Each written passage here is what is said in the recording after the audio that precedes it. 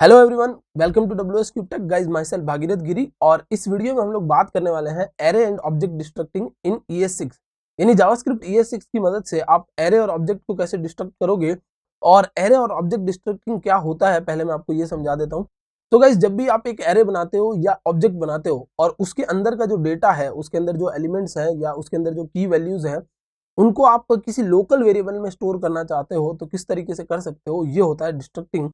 तो चलिए एक एग्जांपल के साथ समझ लेते हैं। आप देख सकते हो स्क्रीन पर, यहाँ पर हमने ES5 में कैसे काम करते थे वो लिखा हुआ है और ES6 में कैसे काम करते हैं ये लिखा हुआ है।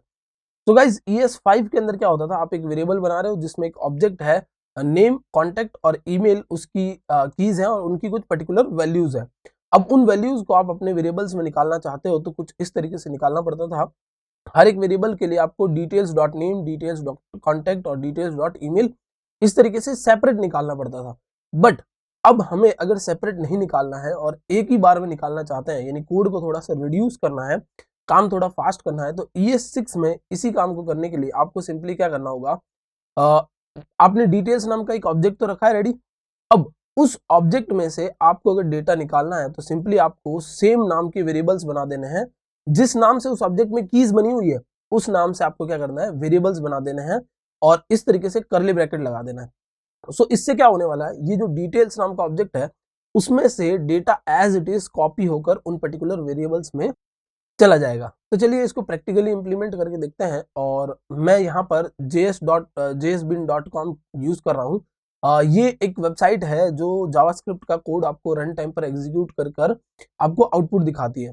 तो चलिए सबसे पहले मैं दिखा देता हूँ कि ES5 के अंदर हम लोग कैसे काम करते थे। तो ES5 में मैंने एक वेरिएबल बनाया सपोज डिटेल्स नाम का, और डिटेल्स नाम के वेरिएबल्स में मैं सपोज कुछ डिटेल डालना चाहता हूँ। तो जैसे मैंने नाम ले लिया किसी यूजर का, या कुछ भी आप नेम ले सकते हो, तो मैं यहाँ पर एक ये नाम ले लेता हूँ। फिर मैंने सपोज ले लिया कॉन्टैक्ट, तो कॉन्टैक्ट में मैं रैंडम कॉन्टैक्ट नंबर्स डाल देता हूँ। और फिर मैं सपोज ईमेल ले लेता हूँ, जैसा हमने अभी देखा था उसी टाइप से हम लोग एग्जाम्पल ले रहे हैं, info@wsqtech.com। ओके, तो गाइज ये हमने तीन यहाँ पर ले लिए हैं। और अब मैं क्या चाहता हूँ, मैं इनको लोकल वेरिएबल में स्टोर करना चाहता हूँ। जैसे नाम से एक नाम के लिए नेम नाम का एक वेरिएबल ले लिया और मैंने डिटेल्स डॉट नेम को क्या किया है, इसमें यूज कर लिया है। ओके, नेक्स्ट हम लोग क्या करेंगे, एक वेरिएबल बना देते हैं कॉन्टैक्ट, और कॉन्टैक्ट के अंदर मैं कॉन्टैक्ट वाला डेटा स्टोर करना चाहता हूँ। तो डिटेल्स और डॉट कॉन्टैक्ट मैंने नाम दे दिया। और एज इट इज अगर मैं स्टोर करना चाहता हूँ मेरे ईमेल वाले डेटा को, तो मैंने वेरिएबल बनाया और email is equal to details dot email कर दिया। ये तरीका है आपके ES5 का। तो ES5 में कुछ इस तरीके से आप डेटा निकाल सकते थे। और अब अगर आप इनको इंडिविजुअल कंसोल में लॉग करते हो तो ये आपको यहाँ पर जो डेटा ऑब्जेक्ट में पड़ा था वही निकाल कर दे देंगे। तो चलिए मैं कंसोल में इनको लॉक कर देता हूँ और नेम को लॉक कर दिया मैंने, तो ये नेम हो गया। और इसी तरीके से आप बाकी भी लॉक कर सकते हो, मैं बाकी भी यहाँ पर आपको कॉपी पेस्ट करके लॉक करके दिखा देता हूँ। ये हो गया ईमेल और एट द एंड ये हमारा कॉन्टैक्ट। चलिए यहाँ पर मैं रन करके दिखाता हूँ और आप देख सकते हो ये तरीका था ES5 में। अब मुझे क्या करना है, इसी चीज को ES6 में इंप्लीमेंट करना है। तो मैंने इसको कर दिया कमेंट और यहाँ पर हम लोग ES6 में कैसे वर्क करते हैं ये समझ लेते हैं। तो ES6 में आप क्या करोगे, सबसे पहले ऑब्जेक्ट बना रहे हो तो आपने यूज किया कॉन्स्ट। तो ये हो गया कॉन्स्ट नाम से ही मैंने क्या किया, कीवर्ड यूज किया। अगर आपको कॉन्स्ट और लेट का आइडिया ना हो तो मैं आई बटन में लिंक दे दूंगा, उसमें आप जाकर देख सकते हो कि कॉन्स्ट और लेट क्या होता है। ये वेरिएबल्स बनाने के कुछ अलग मेथड्स हैं जो हमारे पास, कुछ अलग तरीके हैं जो ES6 में इंट्रोड्यूस हुए हैं। और एज इट इज ये डिटेल्स नाम का मैं ऑब्जेक्ट ले लेता हूँ यहाँ पर पूरा पूरा। तो ये डिटेल्स नाम का ऑब्जेक्ट आ गया और ये बाकी का कोड अनकमेंट कर दिया हमने। और अब आप देख सकते हो कि डिटेल्स नाम का एक ऑब्जेक्ट है। अब मुझे क्या करना है, इसी तरीके से तीन वेरिएबल्स बनाने हैं। और इन तीन वेरिएबल्स को बनाने के लिए आपको सिंपली क्या करना पड़ेगा, यहाँ पर सपोज आपने लेट किया और लेट में नेम नाम से एक वेरिएबल होगा, कॉन्टेक्ट नाम का एक वेरिएबल होगा और ईमेल नाम का एक वेरिएबल होगा। ये तीन वेरिएबल्स आपने डिसाइड कर लिए। तो अब आपको अगर इनकी वैल्यूज असाइन करनी है, यानी आपको क्या करना है, ऑब्जेक्ट में से वेरिएबल में वैल्यू असाइन करनी है, तो आपको हर एक को इंडिविजुअल असाइनिंग नहीं करनी पड़ेगी। आप सिंपली क्या करो, यहाँ पर पूरा की पूरा डिटेल्स लिख दो। ES6 अपने आप इसको क्या करेगा, नेम को वेरिएबल के साथ कंपेयर कर कर डेटा को इस तरीके से असाइन कर देगा, अपने आप ही इस तरीके से डेटा को असाइन कर देगा। और एट द एंड हम लोग अगर वापस कंसोल में लॉग करते हैं इस चीज को, तो चलिए मैं आपको कंसोल लॉग करके दिखा देता हूँ तीनों वेरिएबल्स को।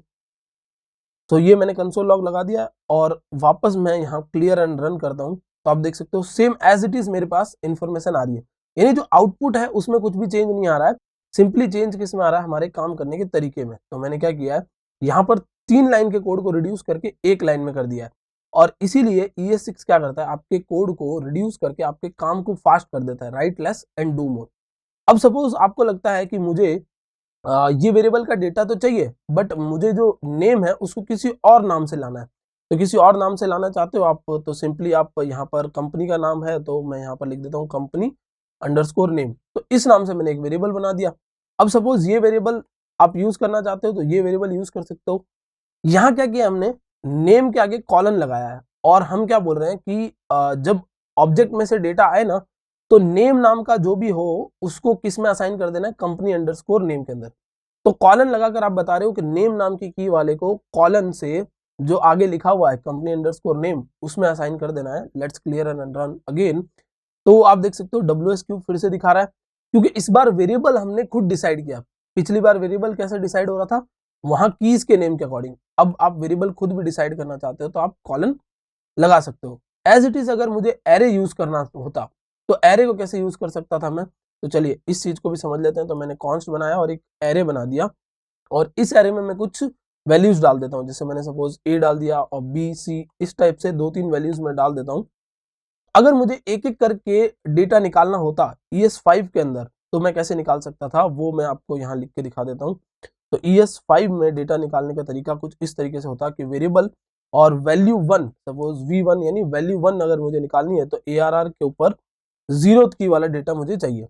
इस तरीके से क्या हो जाता, पहला डेटा आ जाता। मैं कंसोल में लॉग करके आपको दिखा देता हूँ कि V1 में क्या आ रहा है हमारे पास, और फिर से यहाँ क्लियर करके रन अगेन। तो देख रहे हो V1 में A आ रहा है। इसी तरीके से V2, V3 और V4 तक आप वेरिएबल्स बना सकते हो, जितना डेटा है उतने वेरिएबल्स बना सकते हो। बट हम क्या कर रहे हैं, हम यूज कर रहे हैं इसको हमारे ES6 की मदद से। तो ES6 की मदद से अगर आप यूज करना चाहते हो, तो इस तरीके से आपको काम करना होगा। ES6 में हम क्या करेंगे, सिंपली यहाँ पर लेट करके सपोज जितने भी वेरिएबल्स बनाने हैं उनको यहाँ पर हम लोग स्क्वायर ब्रैकेट्स के अंदर रखेंगे, और जितनी कीज है उतने वेरिएबल, या जितनी वैल्यूज है उतने वेरिएबल, तो 4 वेरिएबल्स बना देते हैं। तो चलिए यहाँ पर हो गया V1, V2, V3 and V4, and इसके इक्वल्स टू में आपको क्या असाइन कर देना है, ARR असाइन कर देना है। तो इस तरीके से क्या होगा, ES6 में एरे और ऑब्जेक्ट डिस्ट्रक्टिंग कुछ इस टाइप से होती है। यानी जो एरे होता है वो अपने आप डेटा वहां पर असाइन कर देता है, ऑब्जेक्ट भी अपने आप डेटा असाइन कर देता है, अगर आपने इस टाइप के सिंटेक्स का यूज किया है। चलिए कंसोल में इसको लॉग करके दिखाता हूं मैं आपको, console.log एंड V1। ठीक है, कंसोल में V1 हमने लॉग कर दिया, और एज इट इज मैं 2 वेरिएबल्स और 3 वेरिएबल्स जो हमारे बने हैं वो और मैं लॉग करवा के दिखा देता हूं आपको। तो यहाँ पर मैंने किया क्लियर एंड रन अगेन। तो आप देख सकते हो ये जो आउटपुट है वो एज इट इज आएगा, मतलब आपका काम सेम ही हो रहा है, बट काम करने का तरीका बदल चुका है। काम करने का तरीका थोड़ा सा मॉडर्न है, एडवांस है, और कोड रिड्यूस हो चुका है। आपको बार बार कोड लिखने की जरूरत नहीं है। 5 लाइन का कोड, 4 लाइन का कोड छोड़कर आप सिंपली 1 लाइन का कोड लिख सकते हो। सो आई होप गाइस ये कंसेप्ट आपको अच्छे से समझ में आ गए होंगे। अगर वीडियो आपको पसंद आता है तो लाइक कीजिए, शेयर कीजिए, सब्सक्राइब कीजिए। Thank you so much for watching.